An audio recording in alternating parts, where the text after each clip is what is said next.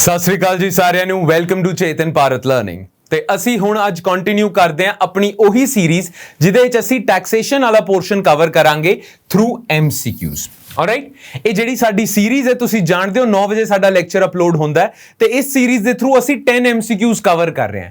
5 MCQs every day would be from taxation ਵਾਲਾ component ਤੇ 5 MCQs every day would come from industrial relations ਵਾਲਾ component all right.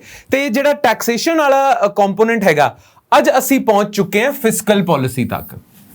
ठीक है, 5 MCQs ਅਸੀਂ basics of economic growth फिर 5 MCQs basics of economic development फिर 5 MCQs ਅਸੀਂ inflation ਦੇ ਤੇ 5 MCQs ਮੋਨਿਟਰੀ ਪਾਲਿਸੀ ਦੇ ਅਸੀਂ ਕਵਰ ਕਰ ਚੁੱਕੇ ਹਾਂ। ਅੱਜ ਵਾਰੀ ਹੈਗੀ ਹੈ ਫਿਸਕਲ ਪਾਲਿਸੀ ਦੀ ਆਲਰਾਈਟ। ਤਾਂ ਫਿਰ ਸਟਾਰਟ ਕਰਦੇ ਹਾਂ ਬਿਨਾਂ ਕਿਸੇ ਦੇਰੀ ਦੇ ਕਿਉਂਕਿ ਤੁਹਾਡਾ ਟਾਈਮ ਕੀਮਤੀ ਹੈ, ਬਹੁਤ ਘੱਟ ਟਾਈਮ ਰਹਿ ਗਿਆ ਪੇਪਰ ਦੇ ਵਿੱਚ। ਤਾਂ ਇਸੇ ਕਰਕੇ ਅਸੀਂ ਸਟਾਰਟ ਕਰਦੇ ਹਾਂ ਪਹਿਲਾ question fiscal policy. Okay, A statement of estimated receipts and expenditures called annual financial statement, जिसनों असी budget भी कहते हैं, has to be placed before the parliament for each financial year. The above provision has been enshrined in which among the following articles of the Constitution of India?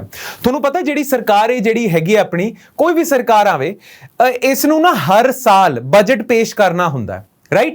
ਤੇ ਇਹ ਜਿਹੜੀ duty ਹੈ ਨਾ central government ਦੀ ਇਹ constitutional duty ਹੈਗੀ ਹੈ because constitution ਦੇ ਇੱਕ ਆਰਟੀਕਲ ਦੇ ਵਿੱਚ ਲਿਖਿਆ ਹੋਇਆ ਹੈ ਕਿ every year government shall table before the parliament annual financial statement। ਨਾ ਕਨਸਟੀਟਿਊਸ਼ਨ ਦੇ ਵਿੱਚ ਨਾ ਬਜਟ ਵਰਡ ਮੈਂਸ਼ਨ ਨਹੀਂ ਹੈ, ਕਨਸਟੀਟਿਊਸ਼ਨ ਦੇ ਵਿੱਚ ਨਾ ਬਜਟ ਦੀ ਥਾਂ ਤੇ ਐਨੂਅਲ ਫਾਈਨੈਂਸ਼ੀਅਲ ਸਟੇਟਮੈਂਟ ਲਿਖਿਆ ਹੋਇਆ ਹੈ ਠੀਕ ਹੈ। ਬਟ ਐਨੂਅਲ ਫਾਈਨੈਂਸ਼ੀਅਲ ਸਟੇਟਮੈਂਟ ਨੂੰ ਹੀ ਅਸੀਂ ਬਜਟ ਕਹਿੰਦੇ ਹਾਂ। ਨਾਓ ਇਹ ਕਨਸਟੀਟਿਊਸ਼ਨ ਦੇ ਕਿਹੜੇ ਆਰਟੀਕਲ ਦੇ ਵਿੱਚ ਲਿਖਿਆ ਹੋਇਆ ਹੈ ਕਿ ਹਰ ਸਾਲ ਗਵਰਨਮੈਂਟ ਦੀ ਇਹ ਡਿਊਟੀ ਹੈ, ਗਵਰਨਮੈਂਟ ਦੀ ਆਬਲੀਗੇਸ਼ਨ ਹੈ ਕਿ ਹਰ ਸਾਲ it has to table before the parliament annual financial statement. ਉਹ ਹੈਗਾ ਆਰਟੀਕਲ 112 ਠੀਕ ਹੈ। ਆਰਟੀਕਲ 112 ਜਿਹੜਾ ਆਰਟੀਕਲ ਹੈ ਨਾ ਉਹ ਦੱਸਦਾ ਹੈ ਕਿ ਗਵਰਨਮੈਂਟ ਨੂੰ ਹਰ ਸਾਲ ਬਜਟ ਪੇਸ਼ ਕਰਨਾ ਠੀਕ ਹੈ। ਕਨਸਟੀਟਿਊਸ਼ਨਲ ਡਿਊਟੀ ਇਹਦੀ ਹੈ। ਤੇ ਤੁਹਾਨੂੰ ਪਤਾ ਤੁਸੀਂ ਜਦ ਪੜਿਆ ਹੋਣਾ ਬਜਟ ਨੂੰ ਨਾ ਅਸੀਂ ਦੋ ਪਾਰਟਸ ਦੇ ਵਿੱਚ ਡਿਵਾਈਡ ਕਰ ਦਿੰਦੇ ਹਾਂ। ਜਿਹੜਾ ਬਜਟ ਹੁੰਦਾ ਹੈ ਇੱਕ ਹੁੰਦਾ ਰੈਵਨਿਊ ਅਕਾਊਂਟ, ਇੱਕ ਹੁੰਦਾ ਕੈਪੀਟਲ ਅਕਾਊਂਟ ਹੈ ਨਾ। ਇਹ ਵੀ ਕਨਸਟੀਟਿਊਸ਼ਨ ਦੇ ਵਿੱਚ ਲਿਖਿਆ ਹੋਇਆ ਹੈ, ਆਰਟੀਕਲ 112 ਦੇ ਵਿੱਚ ਲਿਖਿਆ ਹੋਇਆ ਹੈ ਕਿ ਜਿਹੜਾ ਅਕਾਊਂਟ ਜਿਹੜਾ ਬਜਟ ਪੇਸ਼ ਕੀਤਾ ਜਾਵੇਗਾ ਉਸ ਬਜਟ ਦੇ ਵਿੱਚ ਗਵਰਨਮੈਂਟ ਦੇ ਜਿਹੜੀ ਅਕਾਊਂਟਿੰਗ ਹੈ ਰੈਵਨਿਊ ਦੀ ਅੱਡ ਹੋਣੀ ਚਾਹੀਦੀ ਹੈ ਤੇ ਬਾਕੀਆਂ ਦੀ ਅੱਡ ਹੋਣੀ ਚਾਹੀਦੀ ਹੈ। ਇਹ ਕਨਸਟੀਟਿਊਸ਼ਨਲ ਡਿਊਟੀ ਹੈ ਗਵਰਨਮੈਂਟ ਦੀ ਕਿ ਉਸ ਨੂੰ ਬਜਟ ਨੂੰ ਦੋ ਪਾਰਟਸ ਦੇ ਵਿੱਚ ਦੋ ਭਾਗਾਂ ਦੇ ਵਿੱਚ ਵੰਡਣਾ ਹੁੰਦਾ ਹੈ ਠੀਕ ਹੈ। ਖੈਰ ਆਰਟੀਕਲ 112 ਦੇ ਵਿੱਚ ਇਹ ਲਿਖਿਆ ਹੋਇਆ, ਇਹ ਆਪਣਾ ਆਨਸਰ ਹੈ। Answer is B। ਕਲੀਅਰ? ਚਲੋ ਜੀ ਹੁਣ ਅਸੀਂ ਚੱਲਦੇ ਹਾਂ ਕੁਐਸਚਨ ਨੰਬਰ 2 ਵੱਲ। Fiscal policy in India is formulated by which of the following? Ministry of finance, RBI, NITI Aayog, finance commission.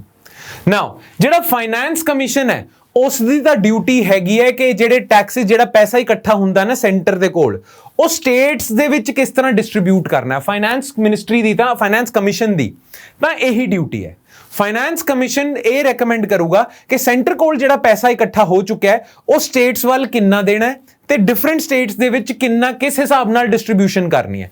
Finance commission the duty ਤਾਂ ਇਹੋ ਜੀ ਹੈ, ਇੰਨੀ ਹੈ ਬਸ ਠੀਕ ਹੈ। ਬਜਟ ਦੀ ਡਿਊਟੀ ਹੈਗੀ ਨਹੀਂ। ਨੀਤੀ ਆਯੋਗ ਤਾਂ ਹੁਣੇ ਹੀ ਆਇਆ, ਨੀਤੀ ਆਯੋਗ ਥੋੜੀ ਬਜਟ ਪੇਸ਼ ਕਰੂੰਗਾ, ਬਜਟ ਤਾਂ ਨੀਤੀ ਆਯੋਗ ਤੋਂ ਪਹਿਲਾਂ ਤੋਂ ਪੇਸ਼ ਹੋ ਰਿਹਾ। ਜਿਹੜਾ ਰਿਜ਼ਰਵ ਬੈਂਕ ਆਫ ਇੰਡੀਆ ਹੈ, reserve bank of India the responsibility ਹੈਗੀ ਹੈ ਮੋਨਿਟਰੀ ਪਾਲਿਸੀ ਦੀ। ਮੋਨਿਟਰੀ ਪਾਲਿਸੀ ਦਾ ਜਿਹੜਾ ਜ਼ਿੰਮੇਵਾਰੀ ਹੈ ਉਹ ਰਿਜ਼ਰਵ ਬੈਂਕ ਆਫ ਇੰਡੀਆ ਦੇ ਉੱਤੇ ਹੈ ਠੀਕ ਹੈ। ਬਟ ਫਿਸਕਲ ਪਾਲਿਸੀ ਦੀ ਜ਼ਿੰਮੇਵਾਰੀ ਹੈਗੀ ਹੈ ਗਵਰਨਮੈਂਟ ਉੱਤੇ ਠੀਕ ਹੈ। ਤੇ ਗਵਰਨਮੈਂਟ ਦੇ ਕਿਹੜੀ ਮਿਨਿਸਟਰੀ ਇਸ ਰਿਸਪੌਂਸਿਬਿਲਿਟੀ ਨੂੰ ਨਿਭਾਉਂਦੀ ਹੈ? Ministry of finance. Ministry of finance is the ministry that is responsible for fiscal policy and fiscal policy budget ठीक है। तो fiscal policy in India is formulated by ministry of finance. इस question का answer A हैगा ठीक है। ਇਹ ਤਾਂ ਮੋਨਿਟਰੀ ਪਾਲਿਸੀ ਬਣਾਉਂਦਾ ਹੈ, ਇਹ ਤਾਂ ਜਸਟ ਐਡਵਾਈਜ਼ਰੀ ਬਾਡੀ ਹੈ ਫॉर ਡਿਵੈਲਪਮੈਂਟ ਆਫ ਇੰਡੀਆ। ਇਹ disbursal of funds between centre and states ਇਸ ਉਹ ਮਤਲਬ ਉਹ ਸਾਰੀ ਪ੍ਰੋਸੀਜਰ ਨੂੰ ਰეკਮੈਂਡ ਕਰਦਾ ਫਾਈਨੈਂਸ ਕਮਿਸ਼ਨ ਠੀਕ ਹੈ। ਠੀਕ ਹੈ, ਚਾਰਾਂ ਦੇ ਫੰਕਸ਼ਨਸ ਤੁਹਾਨੂੰ ਪਤਾ ਚੱਲ ਗਏ। ਚਲੋ question number 3। When we deduct grants given to states for creation of capital assets from revenue deficit, we get well ਇਸ ਕੁਐਸਚਨ ਨੂੰ ਆਨਸਰ ਕਰਨ ਦੇ ਲਈ ਨਾ ਤੁਹਾਨੂੰ ਕੁਝ ਪਤਾ ਹੋਣਾ ਚਾਹੀਦਾ ਹੈ। देखो रेवेन्यू डेफिसिट की हुंदा है, revenue expenditure minus revenue receipts.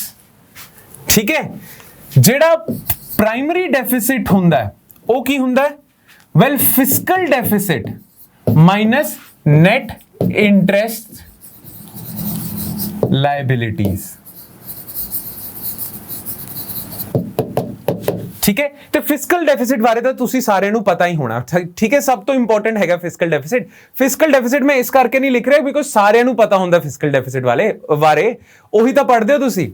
ਤਾਂ ਰੈਵਨਿਊ ਡੈਫਿਸਿਟ ਤਾਂ ਹੁੰਦਾ revenue expenditure minus revenue ਰਿਸੀਟਸ।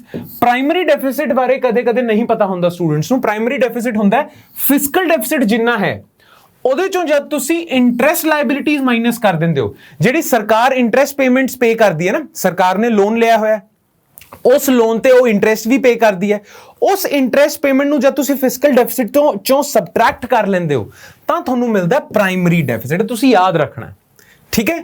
But ਜਦ ਤੁਸੀਂ ਰੈਵਨਿਊ ਡੈਫਿਸਿਟ ਚੋਂ grants for capital creation subtract ਕਰ ਦਿੰਦੇ ਹੋ ਤਾਂ ਤੁਹਾਨੂੰ ਮਿਲਦਾ ਇਫੈਕਟਿਵ ਰੈਵਨਿਊ ਡੈਫਿਸਿਟ। ਮੈਂ ਇੱਕ ਵਾਰੀ ਐਕਸਪਲੇਨ ਕਰ ਦਿੰਦਾ। देखो रेवेन्यू डेफिसिट की हुंदा revenue expenditure minus revenue receipts. Now ये जेड़ा सरकार दा रेवेन्यू एक्सपेंडिचर है ना, बहुत सारियां चीज़ां तो बनया होया है। ठीक है, सरकार सब्सिडीज देंदी है, सरकार इंटरेस्ट पेमेंट्स देंदी है। इंटरेस्ट पेमेंट मतलब लोन लिया होया तो इंटरेस्ट तो पे करना ही है, सब्सिडी पे कर सरकार एक्सपेंडिचर कर दी है, वेलफेयर एक्सपेंडिचर कर दी है, बहुत सारे एक्सपेंडिचर होंगे हैं सरकार के।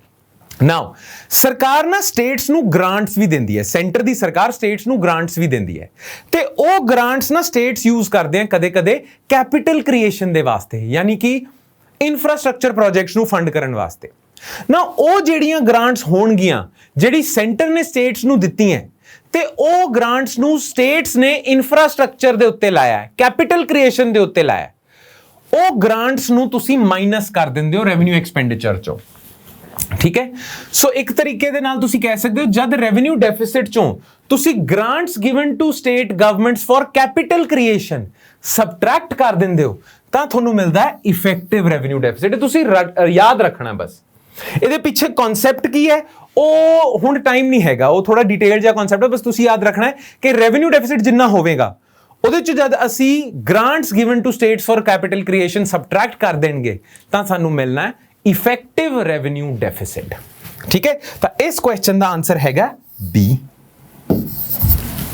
क्लियर? चलो question number 4, which of the following is not an example of capital receipt. ठीक है, तुहानू पता है बजट जेड़ा हैगा, बजट नू असी रेवेन्यू अकाउंट दे विच ते कैपिटल अकाउंट दे विच वंड दिंदे हैं, रेवेन्यू कैपिटल। ठीक है, ते रेवेन्यू अकाउंट दे विच रिसीट्स हुंदियां ने, एक्सपेंडिचर हुंदा है। सिमिलरली कैपिटल अकाउंट दे विच भी रिसीट्स हुंदियां ने, एक्सपेंडिचर हुंदा है ना। नाउ ये चार थोनू ऑप्शंस दिते गए हैं, इन्हां ऑप्शंस चों तुसी चूज करना है कि केड़ी option would not be considered as capital receipt. ये वाला कंपोनेंट। ठीक है, loans recovered by central government. Central government जेडे स्टेट्स नू लोन दिंदी है, किसी नू भी लोन दे दिंदी है, ਉਹ ਲੋਨ ਜਦ ਪੂਰਾ ਦਾ ਪੂਰਾ ਵਾਪਸ ਆ ਜਾਂਦਾ ਹੈ ਉਹ ਰਿਸੀਟ ਹੀ ਹੋਵੇਗੀ। ਠੀਕ ਹੈ, ਉਹ ਕੈਪੀਟਲ ਰਿਸੀਟ ਹੁੰਦੀ ਹੈ। ਠੀਕ ਹੈ, then loans taken from RBI by central government, RBI ਤੋਂ borrow ਕਰ ਲੈਂਦੀ ਹੈ ਕਦੇ-ਕਦੇ ਗਵਰਨਮੈਂਟ। ਉਹ borrowing ਜਿਹੜੀ ਹੈਗੀ ਹੈ ਉਹ ਪੈਸਾ ਗਵਰਨਮੈਂਟ ਕੋਲ ਆ ਰਿਹਾ ਹੈ, ਉਹ ਗਵਰਨਮੈਂਟ ਦੀ ਰਿਸੀਟ ਹੈਗੀ ਹੈ ਤੇ ਉਹ ਕੈਪੀਟਲ ਰਿਸੀਟ ਹੈਗੀ ਹੈ। ਬਿਲਕੁਲ ਸਹੀ। Interest paid to central government on loans given by it. Government of India state governments नू लोन देंदी है। ठीक है, उस लोन ते सालाना इंटरेस्ट पेमेंट्स आ रही ने, और जेडी इंटरेस्ट पेमेंट्स होणगियां और रेवेन्यू रिसीट्स होणगियां। हाँ, जब स्टेट्स पूरा का पूरा लोन दा अमाउंट वापस कर देणगियां तां उस नू असी कैपिटल रिसीट कहांगे। जब पूरा का पूरा लोन दा अमाउंट वापस आ जाता है वो कैपिटल रिसीट हुंदा है, ते जब उस लोन ते इंटरेस्ट पेमेंट्स आ रही ने उसनू असी रेवेन्यू रिसीट्स दे विच रखते हैं। ठीक है, तो interest paid to central government on loans given by it a capital receipt नहीं है, ए रेवेन्यू रिसीट है। ठीक है, बाकी last option is disinvestment proceeds. जब गवर्नमेंट ऑफ इंडिया कोई कंपनी अपनी बेच देती है, जिस तरह एयर इंडिया बेच रही है, LIC बेच रही है या LIC दे शेयर्स बेच रही है, वो बेच के जिन्ना को पैसा बनता है गवर्नमेंट का वो रिसीट ही हैगी है गवर्नमेंट दी, ते उसनू असी कैपिटल रिसीट कहांगे। ਗਵਰਨਮੈਂਟ ਜਦ ਵੀ ਆਪਣਾ ਐਸੈਟਸ ਵੇਚਦੀ ਹੈ ਨਾ, ਉਹ ਐਸੈਟ ਵੇਚ ਕੇ, ਹੁਣ LIC ਦੇ ਵਿੱਚ ਗਵਰਨਮੈਂਟ ਦੀ ਜਿਹੜੀ ਓਨਰਸ਼ਿਪ ਹੈਗੀ ਹੈ ਉਹ ਗਵਰਨਮੈਂਟ ਦੇ ਐਸੈਟ ਹੈ, ਠੀਕ ਹੈ। ਤੇ ਜਦ ਗਵਰਨਮੈਂਟ ਕੀ ਕਰਦੀ ਹੈ, LIC ਦੇ 40% ਸ਼ੇਅਰ ਵੇਚ ਦਿੰਦੀ ਆ, ਉਹ 40% ਐਸੈਟ ਹੀ ਤਾਂ ਘਟ ਗਏ ਗਵਰਨਮੈਂਟ ਦੇ, ਰਾਈਟ। ਤਾਂ ਜਦ ਗਵਰਨਮੈਂਟ ਆਪਣੇ ਐਸੈਟ ਵੇਚ ਕੇ ਪੈਸਾ ਕਮਾਉਂਦੀ ਹੈ, ਉਹ ਕੈਪੀਟਲ ਰਿਸੀਟ ਹੁੰਦਾ। ਤਾਂ ਇਹ ਵੀ ਕੈਪੀਟਲ ਰਿਸੀਟ ਹੈ, ਇਹ ਵੀ ਕੈਪੀਟਲ ਰਿਸੀਟ ਹੈ, ਇਹ ਵੀ ਕੈਪੀਟਲ ਰਿਸੀਟ ਹੈ। Which of the following is not capital receipt? Well, option C, ਇਹ revenue receipt ਹੈ। ਸਾਇੰਸ ਦਾ ਆਨਸਰ ਤਾਂ C ਹੋ ਗਿਆ, ਠੀਕ ਹੈ। Then ਆਖਰੀ question ਆਪਣਾ, question number 5. Which one of the following is the largest item of expenditure of Government of India on revenue account? Now, revenue account ਤੁਸੀਂ ਜਾਣਦੇ ਹੋ ਨੂੰ ਅਸੀਂ ਦੋ ਭਾਗਾਂ ਦੇ ਵਿੱਚ ਵੰਡ ਲੈਂਦੇ ਹਾਂ, revenue receipts, revenue expenditure, ਠੀਕ ਹੈ ਜੀ। ਹੁਣ ਇਸ ਕੁਐਸਚਨ ਦੇ ਵਿੱਚ ਤੁਹਾਡੇ ਤੋਂ ਪੁੱਛ ਰਹੇ ਹਾਂ ਕਿ ਰੈਵਨਿਊ ਐਕਸਪੈਂਡੀਚਰ ਬਹੁਤ ਸਾਰੀਆਂ ਚੀਜ਼ਾਂ ਦਾ ਬਣਿਆ ਹੋਇਆ ਹੈ, ਠੀਕ ਹੈ। ਗਵਰਨਮੈਂਟ ਡਿਫੈਂਸ ਦੇ ਉੱਤੇ ਐਕਸਪੈਂਡੀਚਰ ਕਰਦੀ ਹੈ, ਗਵਰਨਮੈਂਟ ਸਬਸਿਡੀਜ਼ ਦਿੰਦੀ ਹੈ, ਠੀਕ ਹੈ। ਗਵਰਨਮੈਂਟ ਸੈਲਰੀਜ਼ ਦਿੰਦੀ ਹੈ, ਸੈਲਰੀਜ਼ ਵੀ ਤਾਂ ਵੰਡਦੀ ਹੈ EMPLOYEES ਨੂੰ, ਠੀਕ ਹੈ।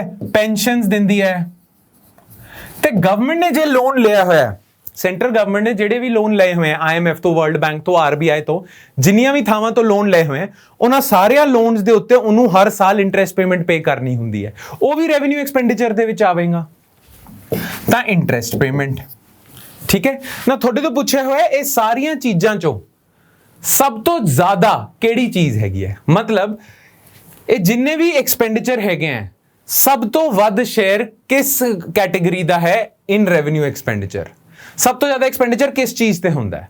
ਤੁਸੀਂ ਹਮੇਸ਼ਾ ਯਾਦ ਰੱਖਣਾ ਹੈ, ਗਵਰਨਮੈਂਟ ਦਾ ਰੈਵਨਿਊ ਅਕਾਊਂਟ ਦੇ ਵਿੱਚ ਸਭ ਤੋਂ ਜ਼ਿਆਦਾ ਖਰਚਾ ਹੁੰਦਾ ਹੈ ਇੰਟਰਸਟ ਪੇਮੈਂਟ।